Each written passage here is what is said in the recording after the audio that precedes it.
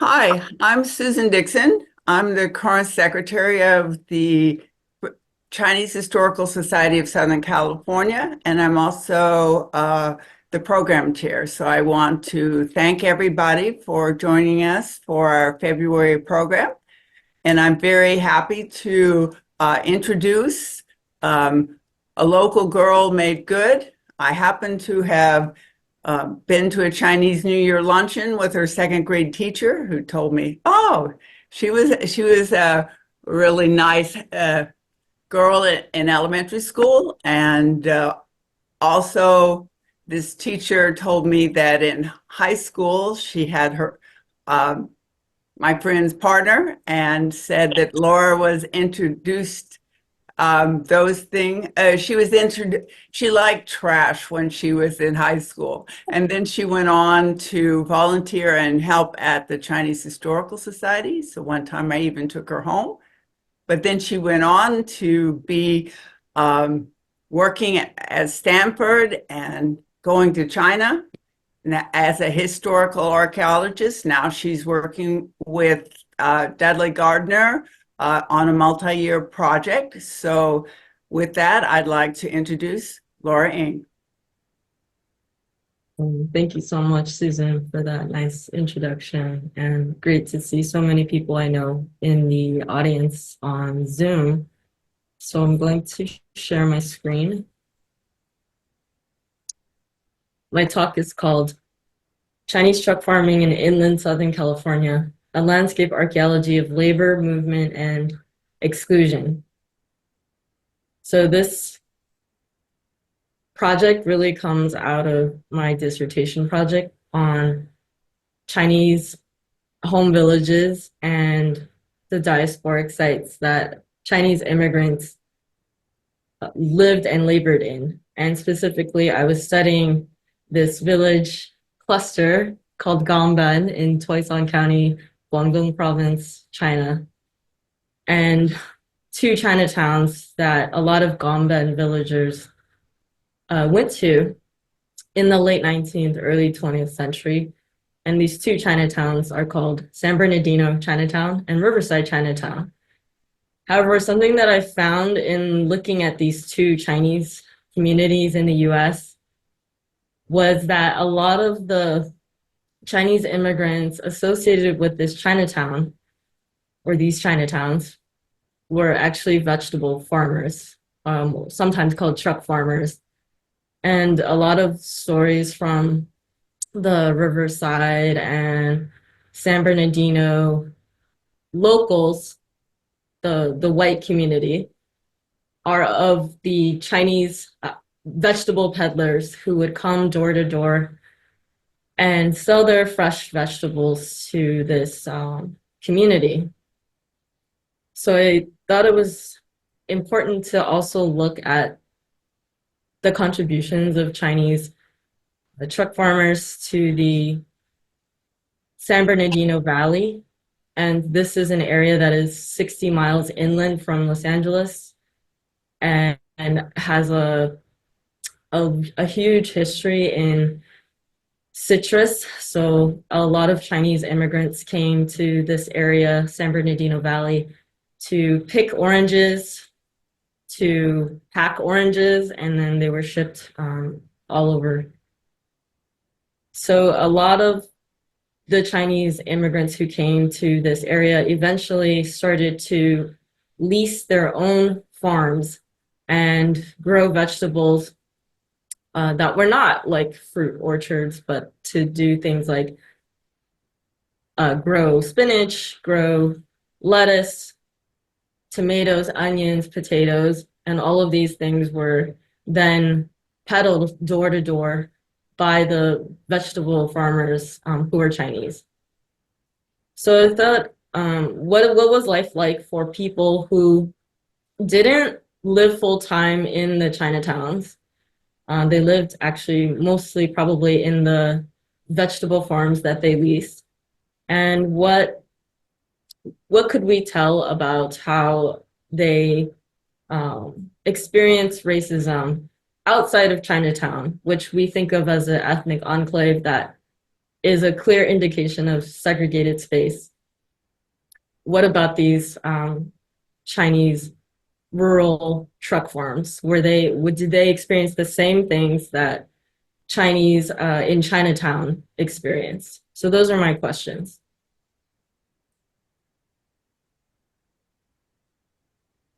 I probably don't need to provide too much historical context for people in this particular audience, but I'm going to do some background on all of the anti-Chinese legislation that were major, and these were the ones that were super these were the ones that basically created a need for Chinese immigrants to go to China and then come back and so on, which I'll talk more about later.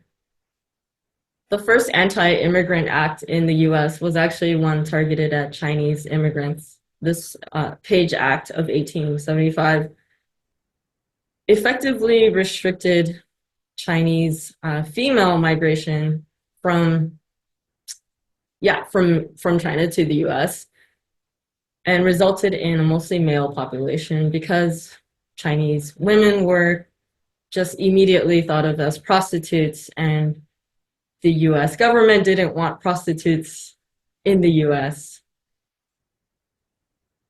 The next biggest law to impact Chinese immigrants was the 1882 Chinese Exclusion Act.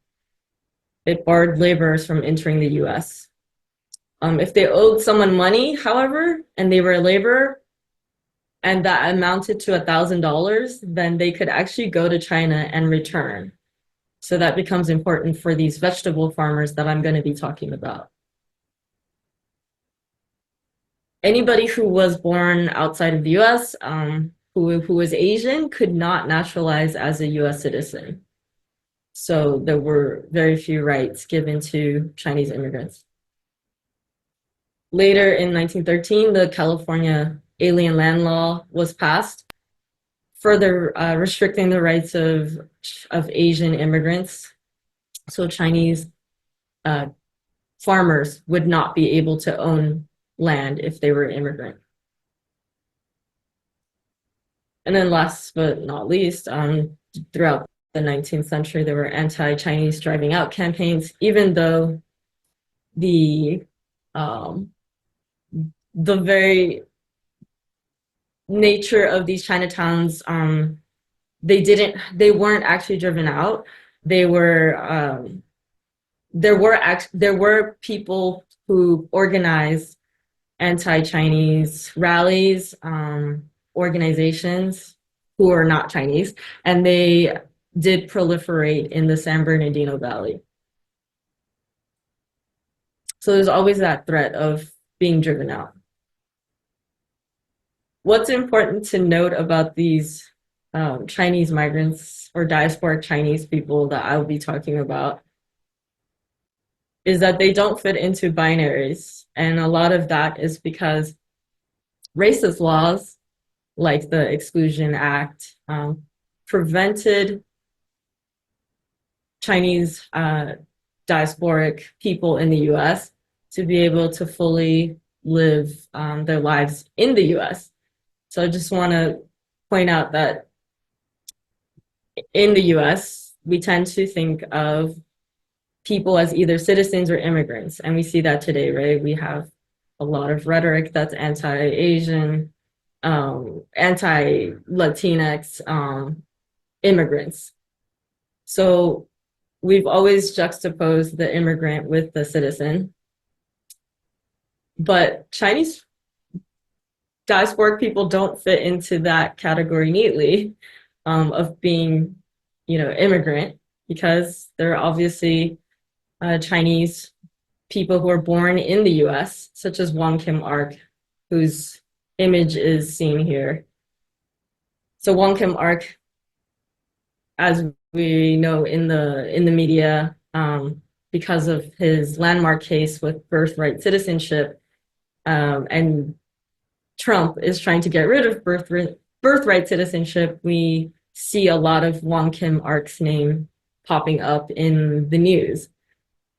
So Wong Kim Ark is born in San Francisco, but he actually is raised in China, and then he, at as an adult, returns to the U.S. And he actually goes back and forth quite a lot. So he's not a citizen. He is a citizen, sorry, but he's not a citizen alone. He's also an immigrant. In addition, he doesn't fit this sojourner settler dichotomy that we have for especially Chinese people. So he's someone who isn't here temporarily, really. He's born here, and he's not really a settler because he actually goes back and forth between China and the US. So again, we see in the literature that Chinese immigrants are always characterized as temporary laborers who are here to just make money and go home. But in fact, with Wong Kim Ark, he doesn't fit in that narrative. And the people that I'm studying, they don't fit the narrative either. That they're either sojourners who are, temporarily here. They have no interest in becoming part of the U.S. And again, they could not naturalize as U.S. citizens, so that wasn't even a thing. Birthright citizenship was basically the only way to become a U.S. citizen, or to have derivative citizenship based on a parent having U.S. citizenship. So my argument is based on the research of other scholars who study Chinese migration during this time period, is that Chinese immigrants are transnational. So yeah, I tend to call them immigrants just to make it easier, or migrants, because pretty much everyone, whether they had citizenship or if they were born in China, they would have been someone who moved back and forth physically between their ancestral home villages in China and then the diasporic communities that they were living in and laboring in. So in this case, in the case study that I'm presenting, the diasporic communities would be the Chinese communities in the San Bernardino Valley.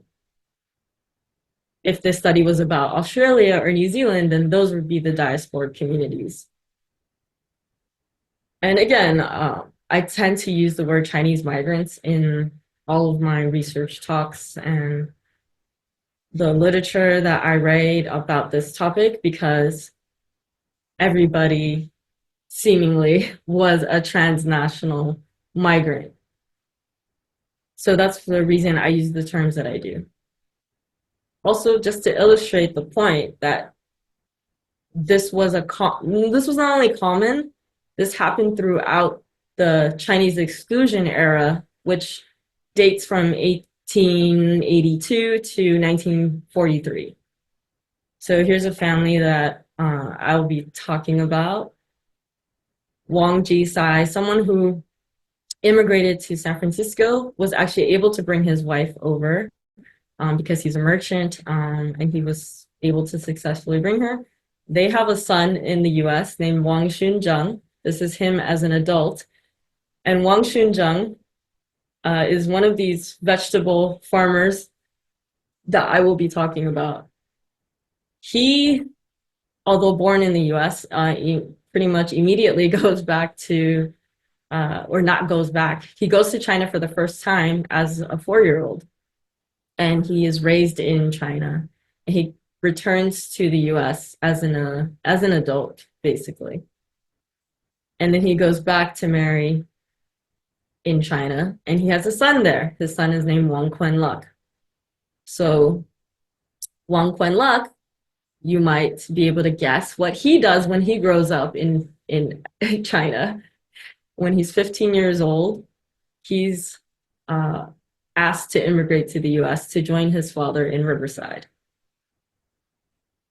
Guess what Wang Quanluck does when he's at the age of being able to marry? Yes, he goes to China and marries and has a son there. And his son is named Wang Feihong. He also has a daughter in China. And so you have four generations of transnational Chinese migrants who don't fit those binaries that I talked about, because some of them are citizens, some of them are not citizens, some of them, but all of them are transnational. They move back and forth between their home villages. They send letters back to their wives and children in China, sometimes their parents too. And I'll talk about their homemaking practices later on as well. So yes, four generations. As I mentioned, truck farming was quite common in the San Bernardino Valley, inland California, Southern California. However, there's limited research on this topic when we're looking at this particular geographic region. So even a scholar who wrote an entire book about California agriculture and Chinese people had almost nothing to say about Riverside or San Bernardino. And it's probably because there isn't a ton um, in the records when Su Cheng Chen was studying this in the 1980s.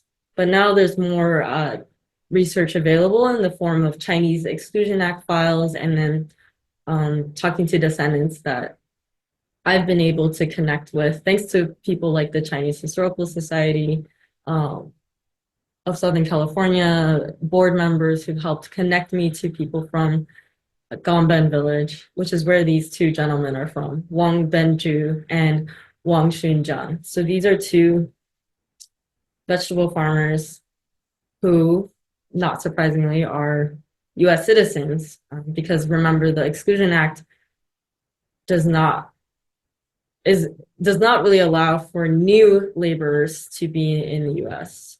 And because they're citizens, they are exempt from this Exclusion Act. Sort of. Of course, they're always they're still interrogated once they return from China to the US, and they're still questioned about their identity.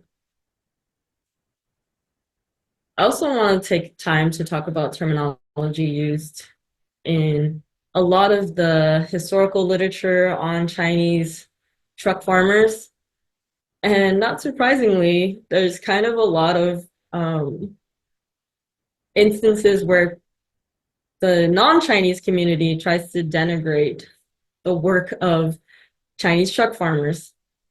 And we see this when these Chinese vegetable farms, which can be up to 200 acres, they're called gardens, like little tiny gardens, and that's so kind of a way to denigrate like their work. And in fact, many of the Chinese truck farms were referred to as Chinese gardens or China gardens, even though some of them could be over 100 acres. So I really wanted to emphasize that these are farmers. I try to avoid that term gardener and gardens, even though that is what was commonly used back in the 19th or early 20th century. And there's this court case involving Wang Hong, who's a merchant in Riverside, California, where he's arrested for driving a vegetable wagon to deliver goods to his farm in South Riverside. And in the court records, the judge tries to make a distinction that Wang Hong is not a rancher, because rancher to him was a white middle-class person, and a gardener was a Chinese person, even though they could have had the same acreage and the same kind of ownership over this sort of expensive agricultural area. Now I want to orient you to these Chinatowns that I mentioned earlier, these Chinatowns that have a connection to the Chinese truck farms. And for example, this store in Chinatown, the Riverside Chinatown, was called Sing Key. And according to the immigration records that I found on Chinese truck farmers, the Sing Key store served as a headquarters of sort for some of these Chinese vegetable cooperatives. So these vegetable cooperatives could have up to 10 Chinese farmers as partners. And each of them had a share, and not necessarily an equal share, but some kind of investment in this vegetable farming company. And then they could split the profits depending on how much they had each invested.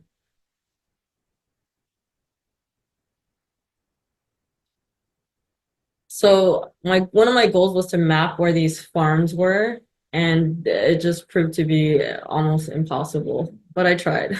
So I started with research that Save Our Riverside Chinatown had done, trying to map Chinese American sites in Riverside.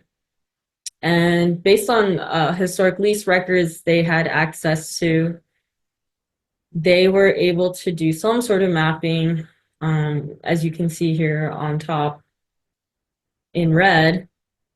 Chinese in Riverside, you see Turner's Nursery, Jerupa Rancho, Charlie Wong Fong, half of Rubidoux Rancho. These are all areas where there probably were Chinese truck farms.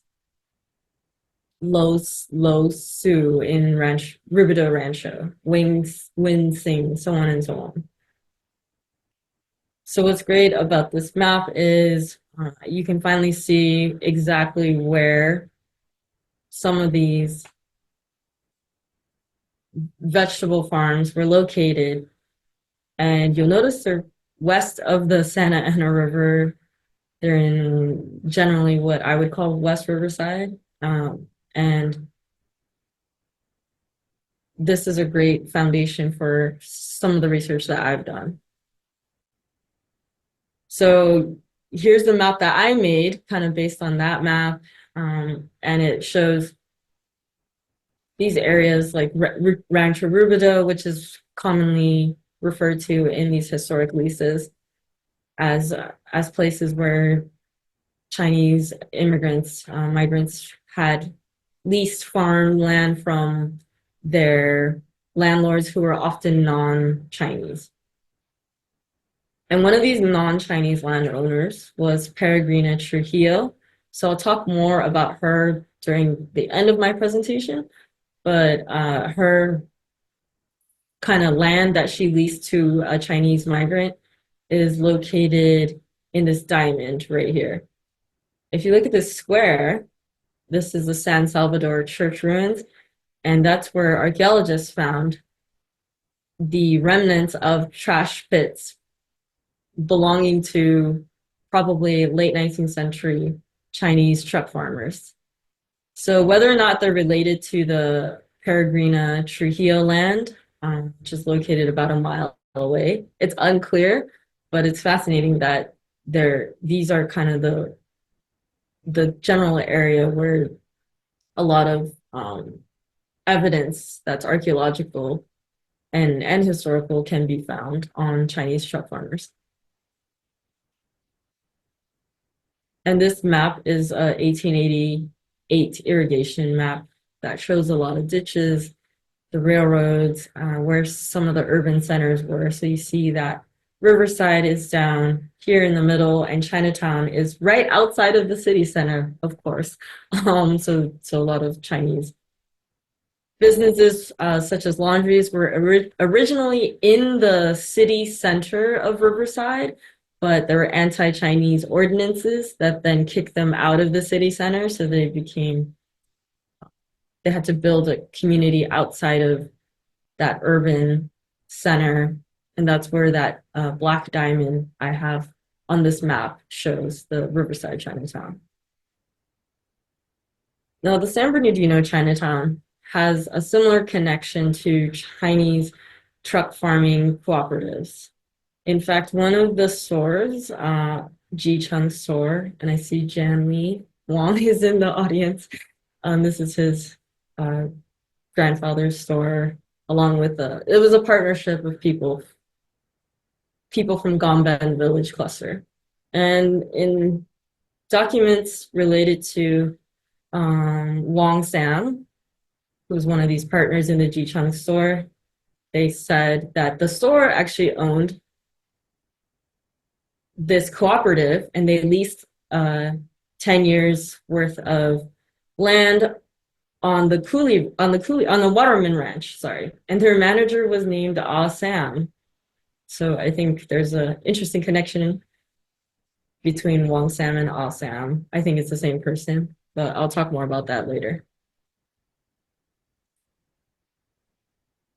With this information that I've gathered from immigration records and then the historic leases, I also tried to make a map of what I think are some of the major areas where there were Chinese truck farms. So we have the Cooley Ranch, and you'll notice that it's above this area called Waterman. So Waterman, probably that is the Waterman Ranch that then got kind of sold off piecemeal, and then people like Cooley bought part of it and then turned it into his ranch. We also have a place called Golden Ranch, which is further east of San Bernardino, the city, and that's where some of these other Chinese truck farms were. The triangle is where the San Bernardino Chinatown was. And you'll notice that it's next to Warm Creek. However, it's also next to a swamp. So again, this Chinatown was basically established because of anti-Chinese laws that prevented Chinese laundries from being able to do their business in the city center. And so they were forced to move and find marginal land that they then built their community on. So I also wanted to describe these landscapes as racialized. And this term racialization is from Omi and Wynant, sociologists, who say that race is something that is made real. And that's through things like spatial segregation, right? And we know that, of course, Chinatowns are part of that racialized landscape. But I argue that these agricultural areas were also racialized landscapes. And the reason is just their names, right? China Gardens, Chinese Gardens. Even though they don't show up on these maps, we do see that when people talk about them, they become places where Chinese migrants live and move around in. And then this map of Riverside just emphasizes how racial segregation works and linguistically how that operates too. So we see Mongol Street is the name of the main street on Riverside's Chinatown. However, as other scholars have pointed out, no one in Chinatown ever called it Mongol Street. That was just what the map maker said because he was racist. I mean, you can make the same argument about Chinatown. Chinese people didn't call it Chinatown. They called it, street, probably street of the Tong people or Hong people. And Chinatown is also a term, given by white people to this community. So how does this racialized landscape operate? I argue that there are three ways that people in the dominant society use these racialized terms to then kind of reify or make race even more real by making the Chinese truck farms targets of racist, anti-Chinese laws that were either at the federal level or at the kind of more like interpersonal racism level. And at the interpersonal level, we see things like people in the white community calling the vegetables that Chinese farmers raise, calling them disease. So in fact, the San Bernardino County Sun in 1895 says people have been accusing Chinese truck farmers of poisoning the vegetables. And health inspectors eventually came around and they found nothing. Nothing was poisoning. There was no poisoning of the vegetables. And you might think this is like a one-off incident. Maybe someone got sick, probably. But we see again in 1903, there's more accusations of Chinese vegetable farms being the source of disease, the source of someone's illness. And again, the health inspector says, no, the Chinese truck farmers are not poisoning your vegetables. In Riverside, we see the same thing, except instead of poisoning the vegetables, the farmers are accused of irrigating the farms with city sewage. So, pollution is often associated, and unsanitary practices are often associated with Chinese migrants, and that's how they get racialized, right? As being people who are not trustworthy and unsanitary. So going back to these federal laws that I discussed earlier in this presentation, the Geary Act of 1893 required Chinese migrants to carry a certificate of residence with them at all times. And this is part of the Exclusion Act that we have to enforce. We have to be able to check who's here legally and who snuck in possibly through Mexico or snuck in through like sort of these type of, like false identities that I don't have time to talk about, but the immigration officers who are called Chinese inspectors, they would actually come to the San Bernardino Valley and harass Chinese migrants and ask them for their certificate of residence. And if they couldn't right away show that certificate, they would be arrested and then taken to the local jail and then put on trial and then possibly deported if they were found guilty. So these are all instances of at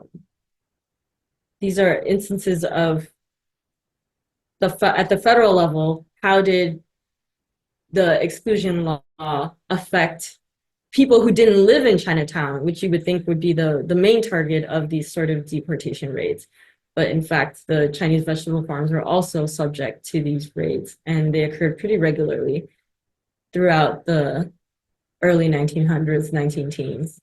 And I think you can imagine what that word that I've kind of censored says.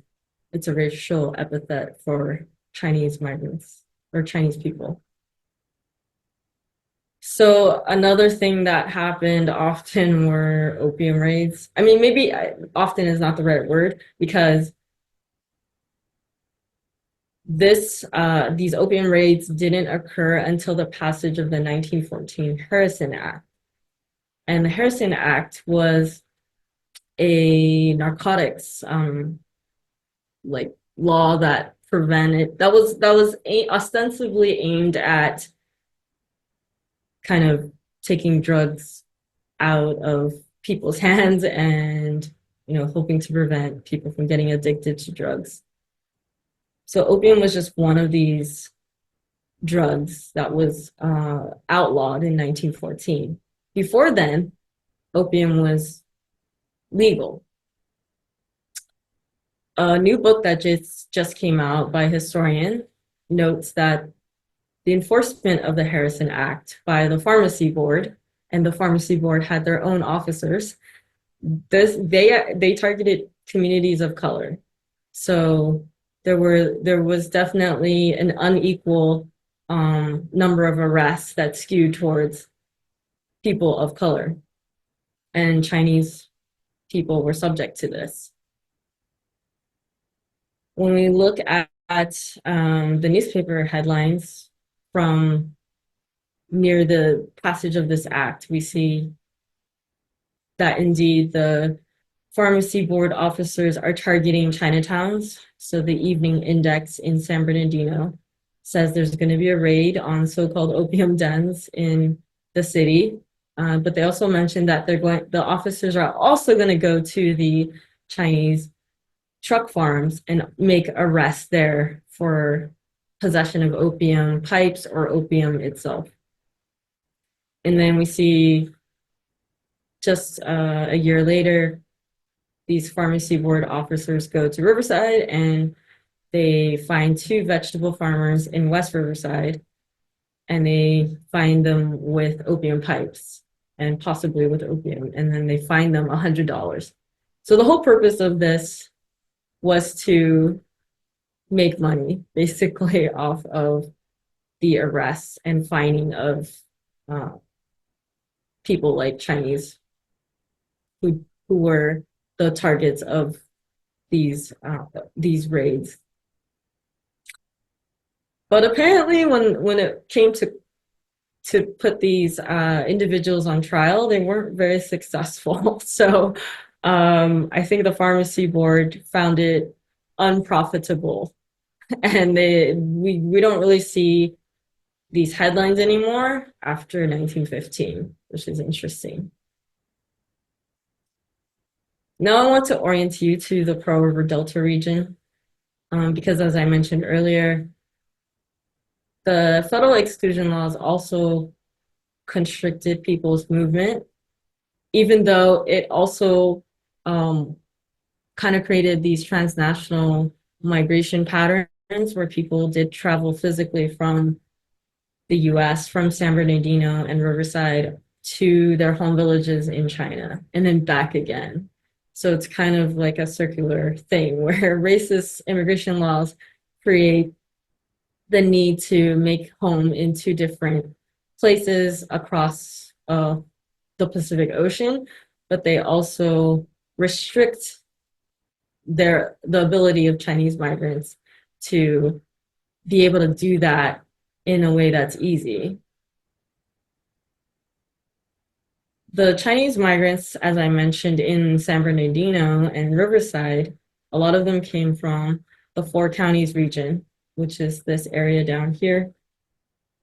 You'll see that it's close to Hong Kong, and Hong Kong, because of the opium wars in the 19th century, was colonized by Great Britain, and was the major embarkation point for Chinese who were going to work abroad all over the world. So whether it was New Zealand, Canada, or the US, Hong Kong is where all of these diasporic Chinese stopped in order to get on the boat.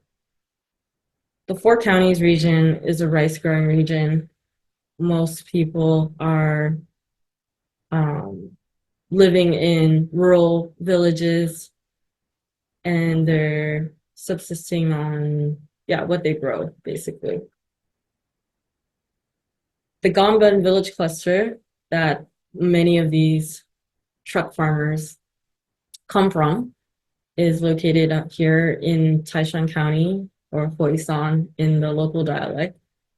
And Hoisan County is, part of this larger Pearl River Delta network. Gomben is located close to the Tanjiang River, which would have gone, this is the waterway that people would have taken to get eventually to Hong Kong. So Gomben, I'll talk about later, but I wanted to talk about some of these the effects of the exclusion law on movement. So these merchants that I have pictured here, they actually turned to truck farming as a profitable business. So Wong Sam, who I mentioned earlier, did this in the early 20th century. He was arrested for hauling potatoes from a truck farm in San Bernardino. And Wong Hong, earlier in the late 19th century, was arrested for driving a vegetable wagon in Riverside. So these are two merchants who find that engaging in a truck farming operation is actually profitable. However, with the exclusion law, they're not allowed to labor.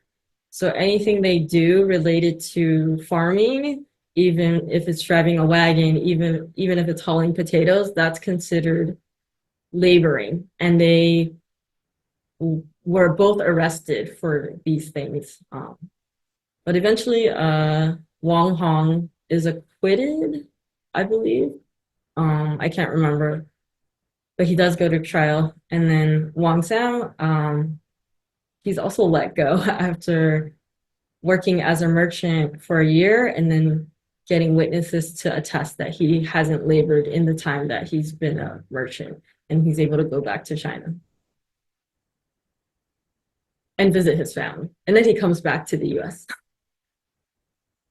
We also have those citizen farmers that I mentioned earlier, Wang Benju and Wang Xunjiang. They're both working in West Riverside.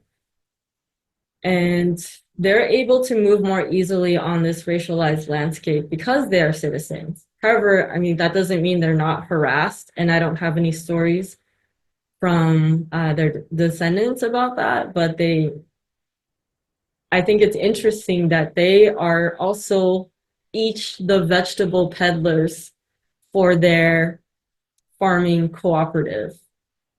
So you can imagine how useful it is to be able to just say, okay, to the Chinese inspector, okay, you can stop me and you can try to harass me, but I'm a US citizen.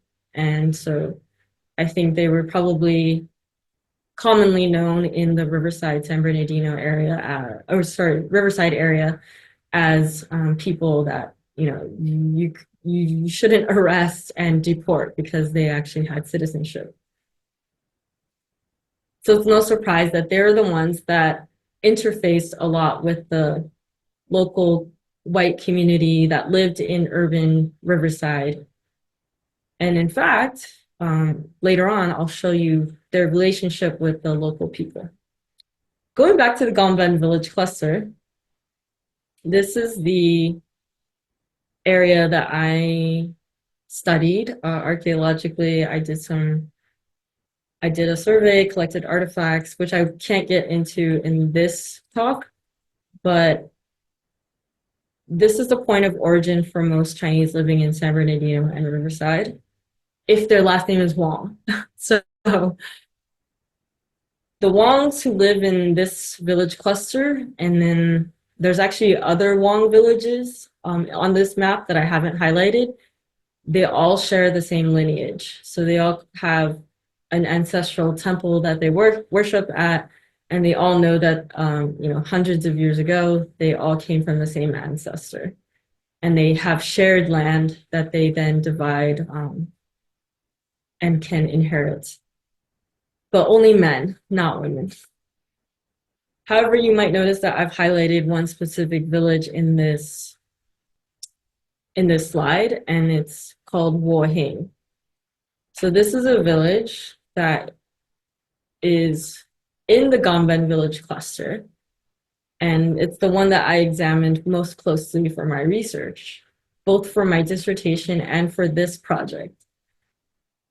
And the reason, you might ask yourself, why study Wohing village? You have 13 villages. And the reason is these three men, they all moved from a different village in Gomben to this village called Wohing.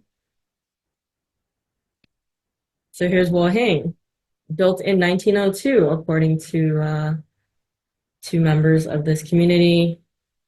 They say that this is a planned village established by migrants who worked abroad and then sent money back home to build a brand new modern house for their family.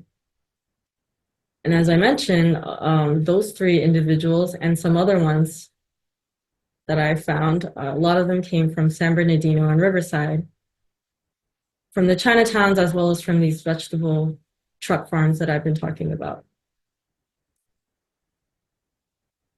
So I actually was able to connect certain houses to these villagers.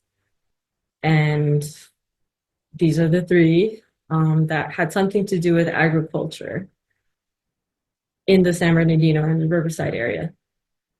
So we have Wang Benju, Wang Xunzheng, who are the West Riverside farmers. And then I can also trace, Wang Sam to this particular house in the same area of Wohing. And what is fascinating is when you look at the houses themselves, you can see that there is a lot of similarities between the three houses.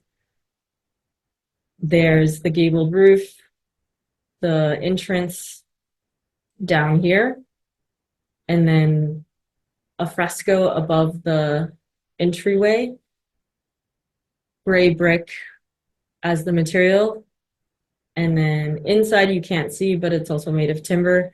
When I measured the houses, they're the same size, width, length, and height. So there's a lot of uniformity, which makes sense. That was the style that they chose. It fit this traditional Chinese house that was popular in the 19th century. And we know based on immigration records and the oral histories that this village was initially comprised of 15 houses. And then it actually expanded over time. So of course, the previous slide, there's over 90 homes. And that includes the newer homes that you see near the front of the village. But the gray brick homes, those are the original houses. And so this entire village of 15 houses was uniform. What's also important to point out is none of these men's wives lived with them in the US contemporaneously. So I believe that Lisa Young, yes, did immigrate in her 80s to Riverside, but her husband Wang Sam had passed away decades ago. And then Li Woon, I believe, might have also immigrated, but as an elderly woman.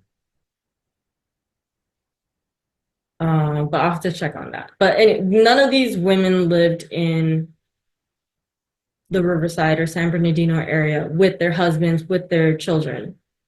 So we have this split household that doesn't allow for the men and the women to live together as a nuclear family for very long.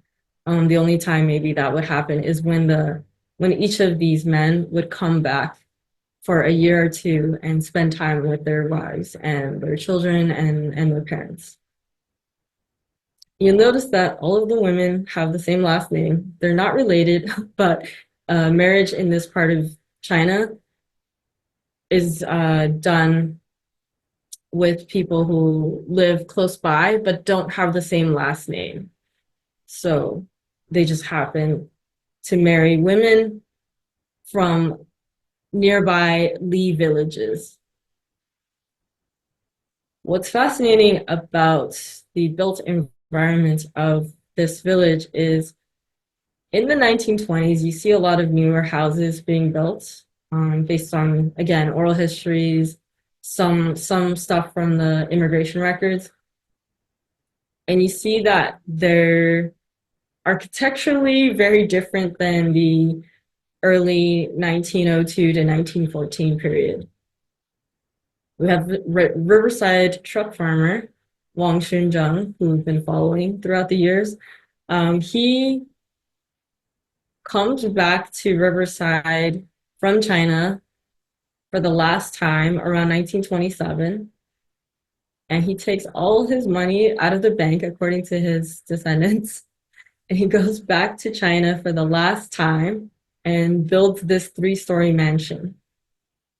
So this three-story mansion is clearly way different than the one-story house that he had circa, 1902 to 1914, which is depicted here on the left. It's made with reinforced concrete and steel. It's got a lot of Western architectural elements, such as arches above the windows. These balconies that you see, those are not traditional Chinese architectural elements. And then, yeah, a lot of other things, like the flat roof line is not very Chinese. The only reason they're able to build multi-story buildings is because of the use of Western material, like the steel and the concrete that I talked about. So we have a lot of evidence that Chinese migrants over time are investing a lot in their homes and in very grand homes. So a lot of conspicuous consumption, showing off. And here's a funny story, I guess, that I've tried to figure out what made Wang Xunzheng so wealthy. Because Wang Benju, who's another vegetable farmer from Riverside, he did not build a second home in this village, as far as I know. So there's one story from his descendants, from Wang Xunzheng's descendants, is that he befriended an orchard farmer, and was able to have his own orange grove, I believe. And another story that I found in the archives was that he withheld a good onion crop from the market, and then the next year there was a bad onion crop, and he was able to sell his good onion crop for a profit. So those are some of the ways that maybe he was able to amass this wealth. Or maybe he was just a great vegetable farmer. So going back to those relationships and interactions that Chinese migrants who farmed vegetables had with non-Chinese people, here's an example where Wang Xunzheng sold these vegetables door to door and met a lot of the same customers on a weekly basis. And one of these customers is a woman featured in this 1959 paper, Mrs. Estes. I know she doesn't get her full name. She's just known as Mrs. Estes. She told the reporter that a man named Big Charlie, who we know is Wang, that was the nickname for Wang Xunzheng, would give presents to her as a little girl at regular intervals. For example, the Lunar New Year, or they would leave a gift for their customers. And so she has 4 bracelets and a parasol that were gifted to her by Wang Xunzheng. So this is material evidence that there were positive relationships. And we know from the leases that Chinese people held that all of the landowners were non-Chinese. They weren't leasing farmland from other Chinese people. So you had a lot of presumably close interactions. And in fact, we do know that one of the biggest landowners was a man named Evans. So last name Evans, first name PT. And he and his brother, S.C. Evans, were part of the Riverside Land and Irrigation Company, and they own tons of land in Riverside. And they leased a lot of it to Chinese vegetable farmers.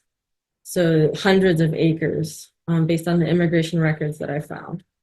And so they had a close relationship with Chinese migrants because of this leasing situation. And in fact, P.T. Evans was often called to be a white witness in immigration interviews for people like Wang Xunzhang, Wang Benju, whenever they wanted to go back to whenever they wanted to bring their sons to the U.S., they would call upon P.T. Evans. However, the fact that they had this relationship, it doesn't mean that it made it a lot easier for them to move on this landscape. As I mentioned, these laws were quite harsh, and then we have the deportation raids, the Harrison Act narcotics raids on opium, and then we had these periodic accusations of Chinese vegetable farmers poisoning their vegetables to make people intentionally sick. So, despite these positive relationships, this is still a racialized landscape. I wanted to highlight one interesting relationship between landlord and lessor, I think is what he called it, a renter. And I think this is an interesting one because it highlights interracial relationships that are not white and Chinese, as the woman depicted here, Peregrina Trujillo, is actually a migrant from New Mexico, and I'll talk more about her background, but she's an indigenous woman. So there's a lease that I found in the archives, and it says, in 1889, Peregrina Trujillo and Wang Dan will enter into a lease for about, I think, 5 years. Yeah, and it will be 30 acres of land, which is not a whole lot, but it's not small, at $10 per acre.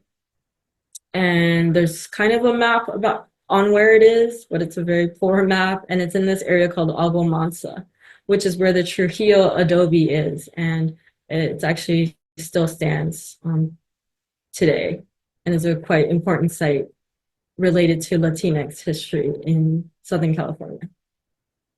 So we have evidence of Latinx and Asian interactions, which we don't really hear much about in the 19th century. I just want to talk more about Peregrina Trujillo's background. So she is a Genízaro, and Genízaros have a history that is intertwined with Spanish colonialism. So they were formerly enslaved peoples that were indigenous, but they became detribalized over time. Because of Spanish colonialism, they were taken away from their families, basically kidnapped, and then forced into becoming soldiers for the Spanish military. One of the most important Genízaros in the San Bernardino Valley is a man named Lorenzo Trujillo. And so he and his family members, he had many sons, and they all immigrated from New Mexico to San Bernardino Valley by foot by the Old Spanish Trail in the 1840s. And so Peregrina Trujillo is part of this family that comes from Abiquiu, New Mexico. And Abiquiu, if you know anything about Georgia O'Keeffe, that is where she had her home and studio. So just to contextualize one of these other sites that I talked about earlier, so we don't have any archaeological evidence that of the land that Peregrina Trujillo leased to Wang Dan, who I'll talk about a little bit later. we don't have archaeological evidence of that relationship, but we do have a mile away Agua Church that Peregrina Trujillo and her family would have visited and been part of that congregation. That area has archaeological evidence of Chinese vegetable farmers. It's that trash pit that I mentioned earlier.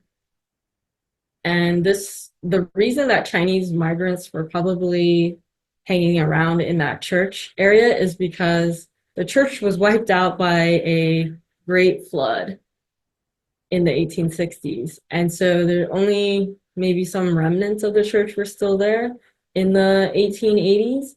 And it's possible that maybe the farmers who were farming the land that Peregrina Trujillo was on, maybe they would go to this the remnants of this church and hang out, because what we find are some interesting artifacts like fish bones and a lot of food related artifacts. So yeah, here's a map of where the Trujillo adobe is down here in blue, and then the Agua Church up here, which is about a mile away. So there has been some archaeological research done on the original Trujillo adobe. The one that still stands is the second iteration and moved to a different location. So going back to Wang Dan, who entered into this lease with Peregrina Trujillo, I found his grave marker in Riverside at the Olivewood Cemetery. So there's no English, but he is listed in the records as Wang Wing Dan. And the lease has the Chinese characters for Wang Dan. And Wang Dan is basically a villager from Gomben village, which is pretty cool. So we have another Gomben connection, another Wang connection, and he passes away at the age of 63 in 1915. And he is listed as a vegetable gardener. So even in his death, he's listed as someone who isn't a farmer, but someone who does gardening, which is pretty interesting. All right, so I'm going to wrap up in the next few minutes. But what we're dealing with when we're looking at this archaeologically is there's not a ton of archaeological research on Chinese vegetable farms. Only this preliminary report on Agua Mansa, the Chinese trash deposit from vegetable farmers, and then Tucson, kind of where the Chinese farmers lived in Tucson, Arizona. If you want to know more about this Agua Mansa collection, I helped move it from Riverside, UC Riverside, to the San Bernardino County Museum in Redlands.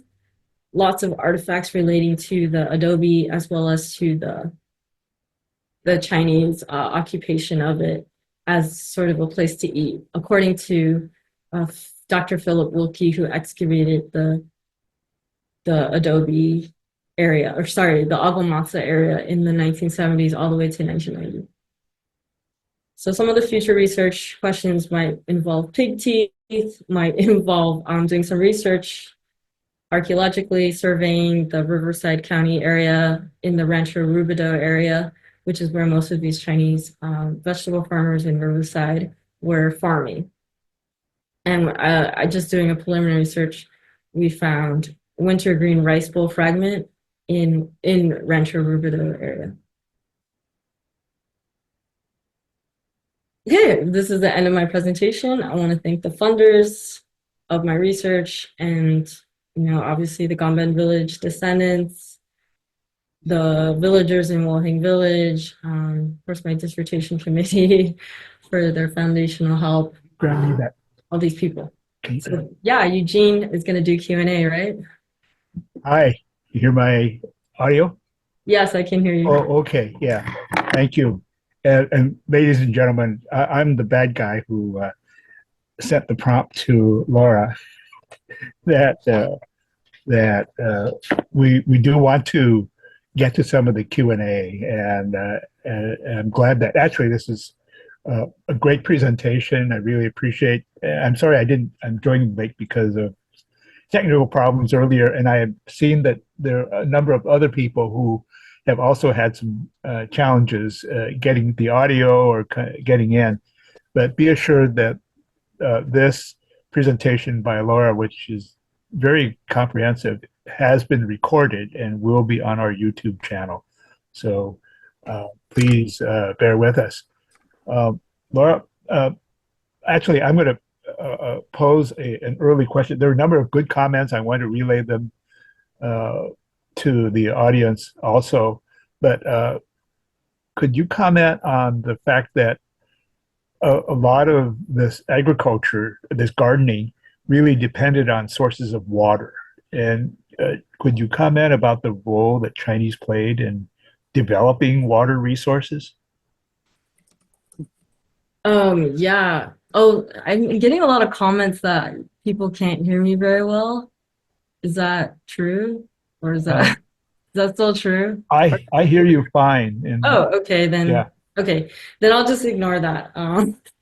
So basically, a lot of the original migrants to the San Bernardino Valley in the 1870s apparently worked for the irrigation um, water companies who are making canals.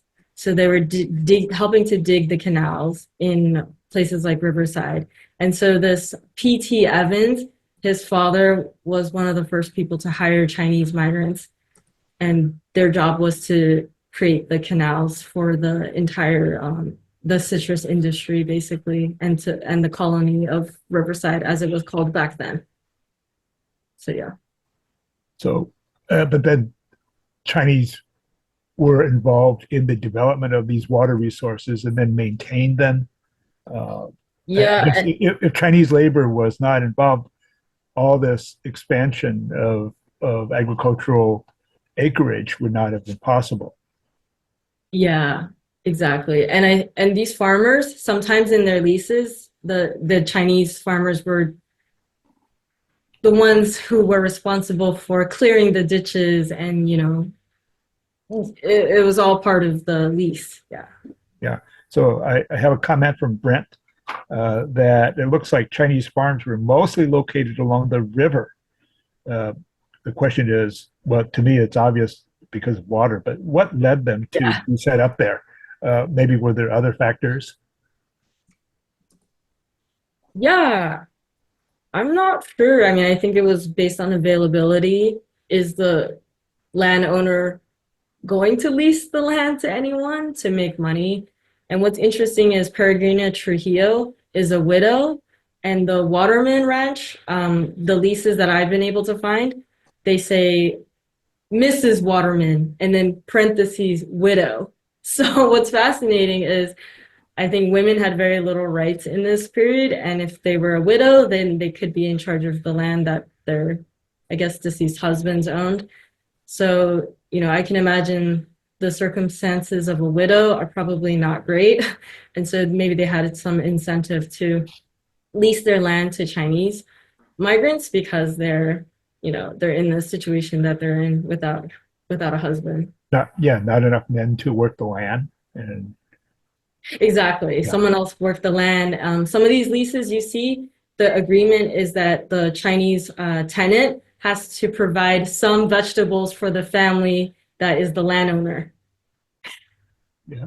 So you commented about West Riverside a couple of times, and and about the Rubadu Ranch, uh, and actually listening in is probably Ben and Doreen Nakayama, whose Ben's family was in Pedley on the west side of the river.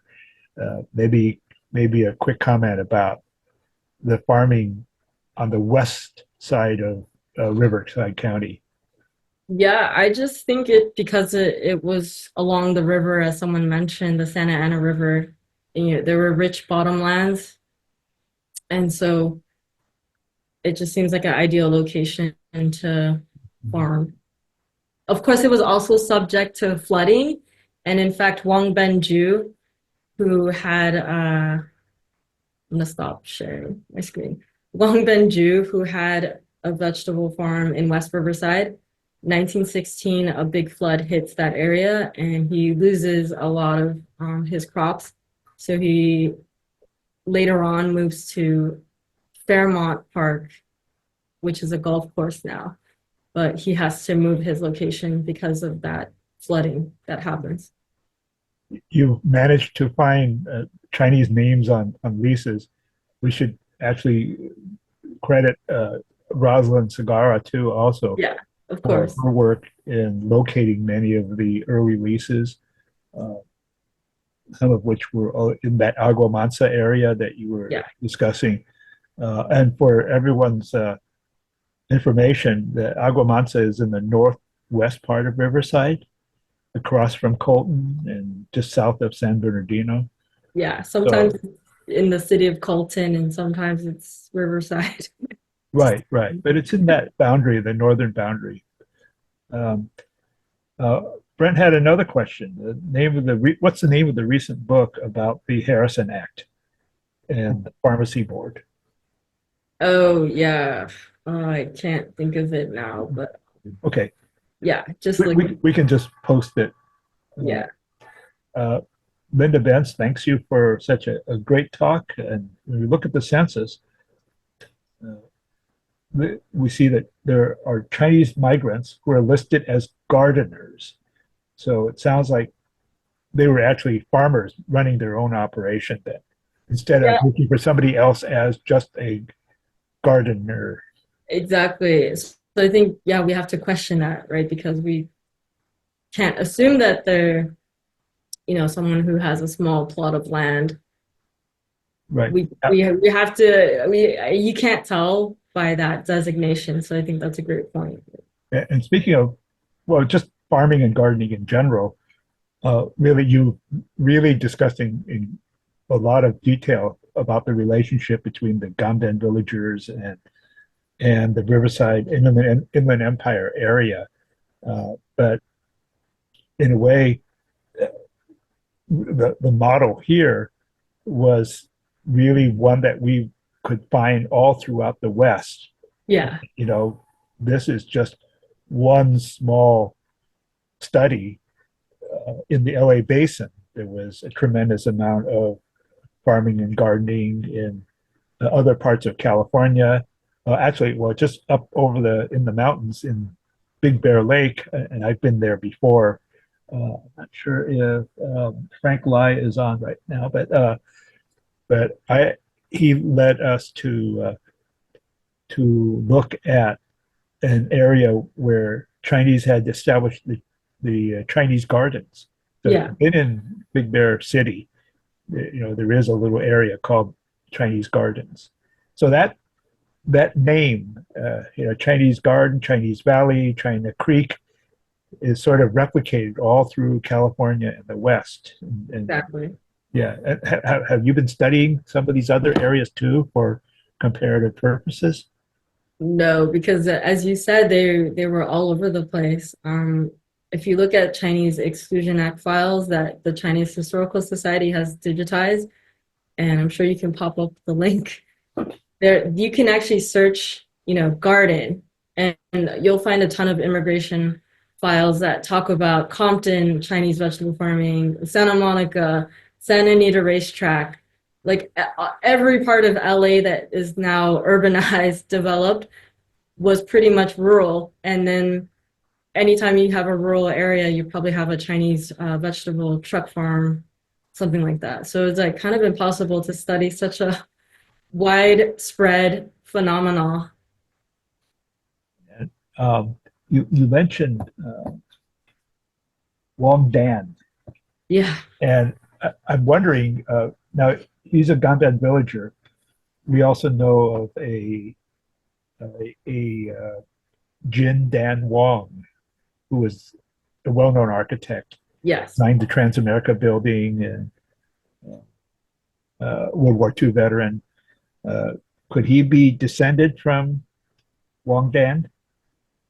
Yes, of course, definitely. But I don't think I can make that connection until I can find Wang Wingdong in the genealogy book, and so far I haven't been able to.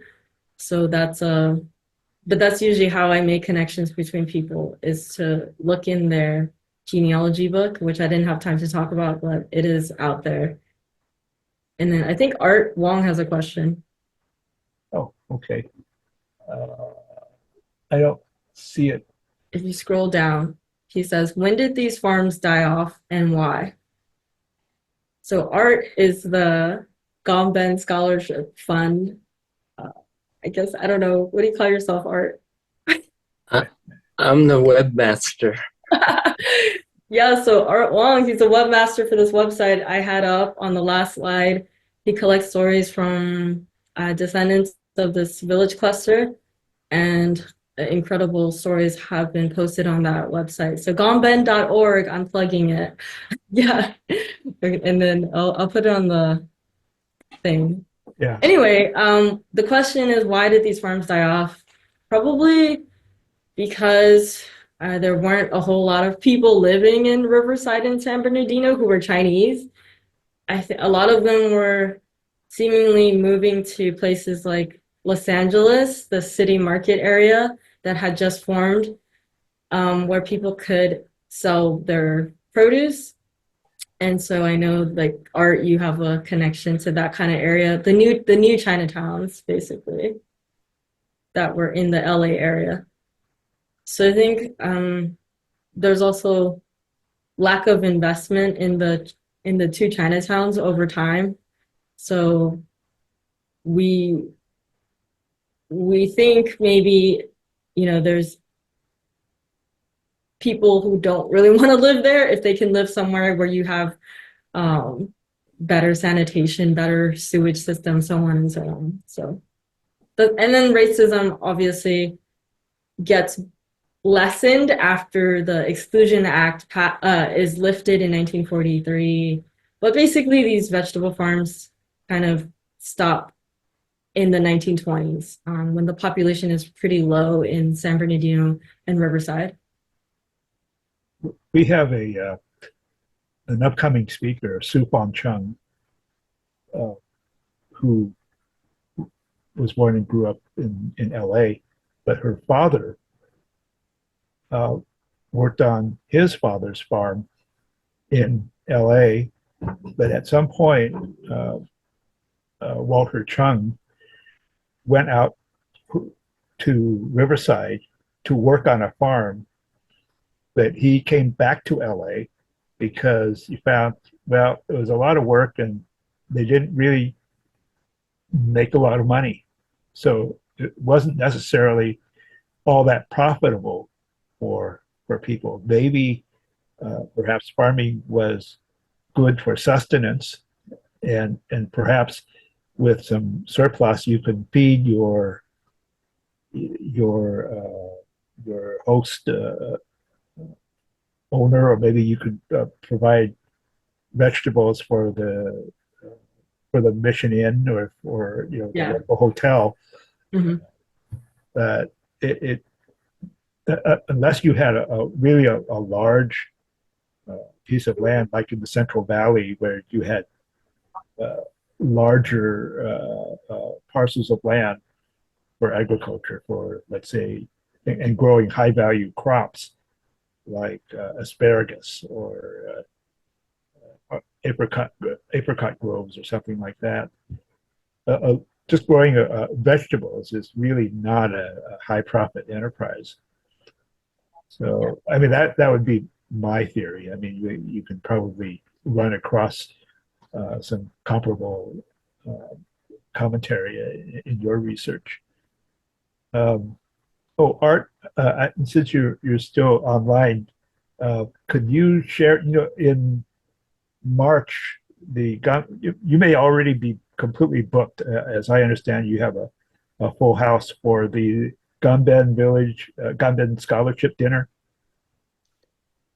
Yeah, there's a waiting list, and I don't know if they're even taking more names on the waiting list. Yes, we have a much bigger turnout than we expected. So Yes, we're going to have a Chinese New Year's luncheon March the 1st.